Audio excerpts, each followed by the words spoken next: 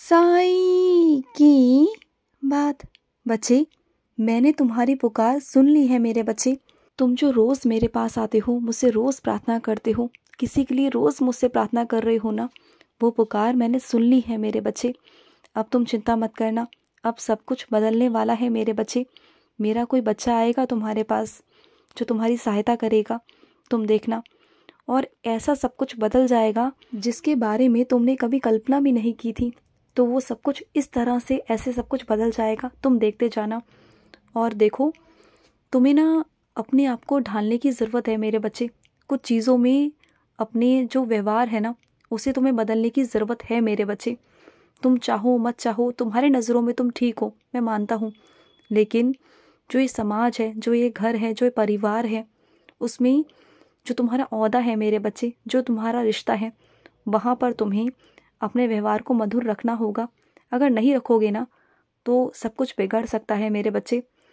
आगे चलकर सब कुछ बिगड़ सकता है, और इस कदर बिगड़ सकता है कि शायद वो संभलने में भी ना आए, क्योंकि तुम्हारी तरफ से कुछ ऐसे लोग हैं जो नहीं चाहते हैं कि ये रिश्ता आगे बढ़े। तो तुम उन लोगों को मौका मत दो। अगर तुम खुद से चाहते हो कि ये रिश्ता आगे बढ़े, तो अपने आप को संभालो, अपने गुस्से को शांत करो, क्योंकि तुम्हें ये रिश्ता आगे बढ़ाना है मेरे बच्चे। और सुनो, मैं मानता हूँ कि तुम रिश्तों के लिए ना बहुत कुछ करते हो मेरे बच्चे, लेकिन वहीं ना तुम्हारे घर में कुछ ऐसे बड़े लोग हैं जो तुम्हारी बात को ना सुनते नहीं, समझते नहीं। वो हमेशा तुम्हें गलत ही समझते हैं। कभी उन्होंने बड़प्पन नहीं दिखाया। वो बड़े ज़रूर हैं, लेकिन उन्होंने कभी बड़प्पन नहीं दिखाया। तुम छोटे हो ना, तो तुम उनकी इज्जत करना मत छोड़ना। देखो, मैं ये नहीं कहता कि तुम उनकी सारी बातों को मान लो, वो सही कहें गलत कहें, तुम उनकी सारी बातों को मान लो। नहीं, मैं नहीं कहता। जो तुम्हें लगे कि तुम्हें माननी चाहिए, उन बातों को मानना, और जो बातें नहीं माननी चाहिए उनकी, तुम्हें लगे कि तुम्हारे लिए ठीक नहीं है, तो मानना मत। लेकिन उन्हें मना भी मत करना, उनके मुख पर मना मत करना, लेकिन उस काम को मत करना। अगर तुम्हारा दिल गवारा नहीं करता उस काम को करने का, तो बिल्कुल मत करना। देखो, मैं जानता हूँ इस दुनिया में परेशानियाँ हैं, समस्याएं हैं, लेकिन अगर तुम बार बार उसी के बारे में चर्चा करोगे कि कितनी समस्याएं हैं, और खाली बैठकर अगर यही सोचते रहोगे कि तुम्हारी ज़िंदगी में एक के बाद एक परेशानियां हैं, तो परेशानियां रहेंगी मेरे बच्चे। अगर तुम उसका निवारण करने की कोशिश करोगे, उसे ख़त्म करने की कोशिश करोगे अपनी ज़िंदगी से, तो वो ख़त्म भी हो जाएगी। देखो, जब तुम्हारा साईं तुम्हारी ज़िंदगी में है ना, तो फिर सब कुछ मुझ पर छोड़ दो ना। क्यों इतनी चिंता करते हो, क्यों इतने परेशान होते हो? देखो, ये ज़िंदगी ना बहुत प्यारी है, बहुत खूबसूरत है। ये मैंने तुम्हें दी है तोहफे के रूप में, तो इसे ज़िंदगी को जियो ना, आनंद लो। ये ज़िंदगी मैंने तुम्हें आनंद लेने के लिए दी है, ना कि चिंताएं करने के लिए। जब मैं एक छोटी सी चींटी तक का ध्यान रखता हूँ, उसका पालन पोषण करता हूँ, तो क्या तुम्हारा नहीं करूँगा? तो इतनी चिंता किस बात की है तुम्हें? हाँ, और मैं कुछ अपने बच्चों से कहना चाहता हूँ कि वो अपने बच्चों से मिलना चाहते हैं। उनके बच्चे कहीं बाहर रहते हैं और उनका दिल बहुत उदास है अपने बच्चों से मिलने के लिए। तो सुनो ना, खुद जाकर मिला होना, जाकर उनसे। क्या हुआ अगर वो नहीं आ सकते, वो व्यस्त हैं, तो तुम तो जा सकते हो ना, उनसे मिल सकते हो। अगर तुम्हारा मन उदास है तो जाओ और जाकर मिल आओ ना। क्या फ़र्क पड़ता है मेरे बच्चे, तुम जाओ या वो आए, क्या फ़र्क पड़ता है? यहाँ तो मिलाप की बात है ना, यहाँ प्यार की बात है, तो चले जाओ ना मेरे बच्चे। और सुनो, सुबह सुबह इतनी ठंड में उठकर ना पेड़ पौधों को पानी मत दिया करो। तुम्हें ठंड लग गई तो अगर पानी देना भी है तो शाम के वक्त दो, दोपहर में दो। देखो, तुम्हारा शरीर इतना अभी कमज़ोर है अंदर से, तुम्हें लगता है कि तुम बहुत सही हो, तुम बहुत मजबूत हो, लेकिन नहीं मेरे बच्चे। तुम अभी हाल ही में बीमार पड़े थे ना, तो कितने मुश्किल से तुम ठीक हुए हो। तुम्हें वक्त लगेगा अभी अंदर से मजबूत होने में, तो थोड़ा वक्त दो अपने आप को। इतनी जल्दी से उठ कर ना सारे काम मत किया करो। हाँ, मुझे पता है कि तुमसे बैठा नहीं जाता, तुम बैठ नहीं सकते, तुम लेट नहीं सकते, तुम आराम नहीं कर सकते हो, तो ठीक है, मत करो आराम, लेकिन फिर एक कोने में बैठकर मेरा नाम जाप कर लिया करो। ये तो तुम कर सकते हो ना।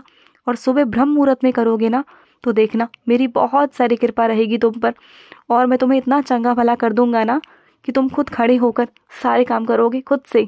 हाँ, मुझे पता है कि तुम्हें अपने कोई भी काम किसी को बोलना करना पसंद नहीं। तुम अपने कामों को खुद से करना पसंद करते हो।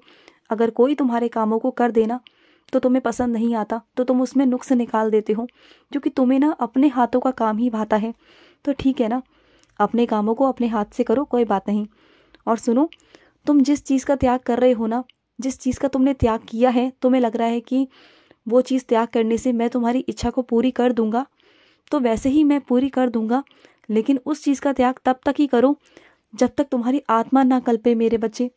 और अगर तुम्हें लगे ना कि तुम्हारी आत्मा कल्प रही है, तो अपनी आत्मा को कल्पाकर अपनी इच्छा पूरी करवाना, ये कहाँ की समझदारी है मेरे बच्चे।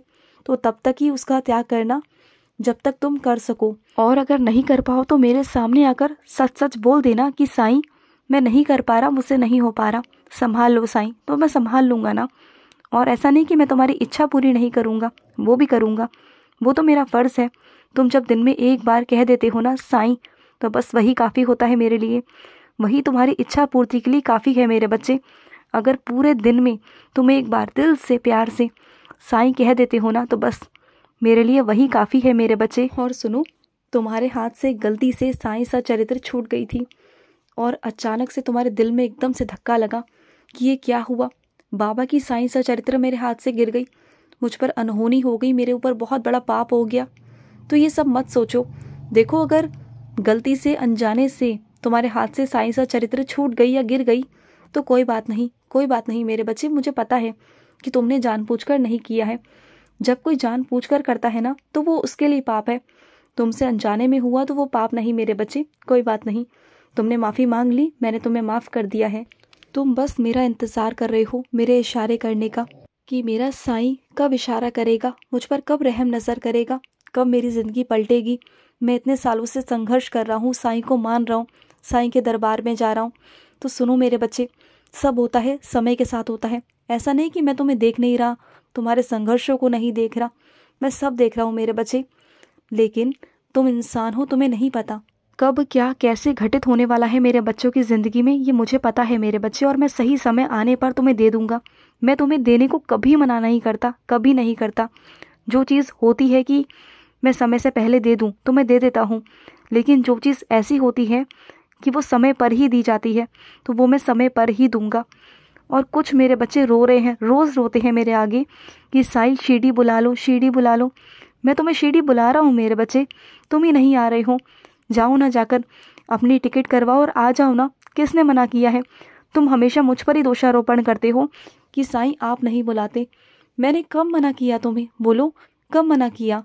तुम ही प्रयास नहीं कर रहे हो मेरे बच्चे। तुम थोड़ा सा प्रयास करो, सिर्फ एक बार प्रयास करो। धक्का मैं दूंगा तुम्हें, हाथ पकड़कर बुलाऊंगा मैं तुम्हें, और ना बुलाऊं तो मुझसे कहना। तुम आओ तो सही, मेरे दरवाजे हमेशा तुम्हारे लिए खुले हैं, हमेशा।